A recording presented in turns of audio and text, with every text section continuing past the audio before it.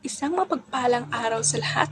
Ako nga pala si Sharbia Adincho, ang mag-uulat sa History Map at Discussion Web. Kahulugan ng Story Map. Ang Story Map ay isang tool sa pagsusulat o pagpaplano ng kwento. Ito ay nagpapakita ng mga pangunahing bahagi ng kwento tulad ng simulan, gitna at wakas, pati na rin ang mga pangyayari at mga karakter. Ito ay nagkakatulong sa pag-organize ng mga ideya at pagsunod ng takbo ng kwento. Gamit at tungkulin sa pagtuturo ng story map. Ang story map ay isang kapaki-pakinabang na tool o gamit sa pagtuturo ng pagbuo ng kwento. Sa mga mag-aral, ang mga gamit at tungkulin nito sa pagtuturo ay pagtuturo ng estratehiya. Ginagamit ang story map upang ipakita sa mga mag-aaral ang estratehiya sa pagbuo ng kwento, kabilang ang pag-unawa sa mga bahagi ng kwento tulad ng simulan, gitna, at wakas. Organisasyon ng idea. Tumutulong ito sa mga mag-aaral na ayusin na i-organize ang kanilang mga ideya para sa kanilang kwento na nagpapabuti sa kanila, pagkakaroon ng pagkakaugnay-ugnay at pagkakaisa. Pagpapalakas ng kreatibidad. Binibigyan ng mga mag-aral ng pagkakataon ang story map na magpakita ng kanilang kreatibidad sa paglikha ng mga karakter, settings, at pilot. Pag-unawa sa istruktura ng kwento. Nagbibigay ito ng pagkakataon sa mga mag-aral na maunawaan ang istruktura ng kwento, kabilang ang racing, action, climax, at resolution. Pagtuturo ng pagsusulat.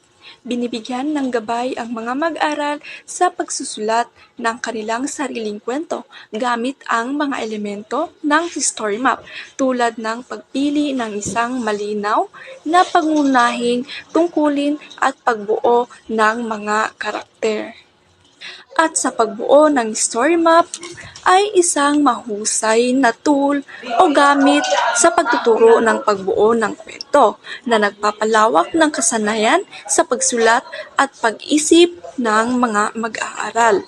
At ngayon tatalakay naman natin ang discussion web.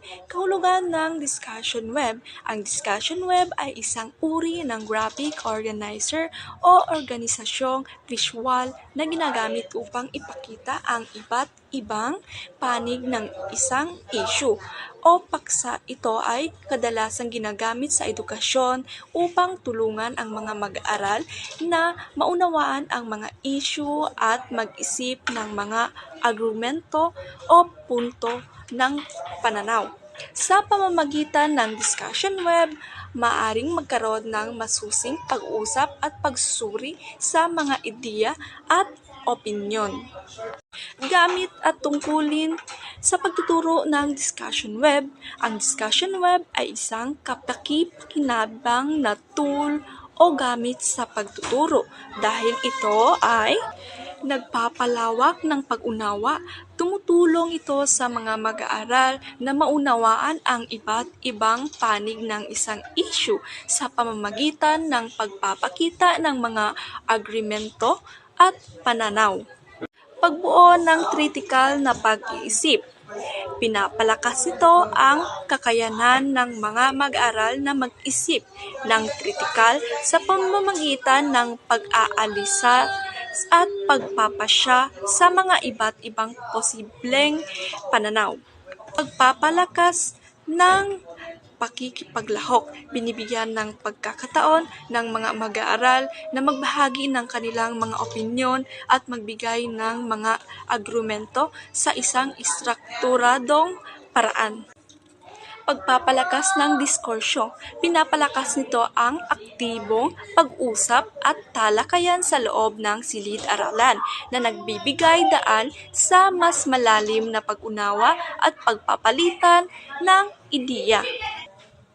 Sa kabuuan, ang discussion web ay isang epektibong kasangkapan sa pagtuturo na nagbibigay diin sa kritikal na pag-isip, aktibong pakikilahok at malalim mag-unawa sa mga issue at mga paksa. At yun lamang po, maraming salamat.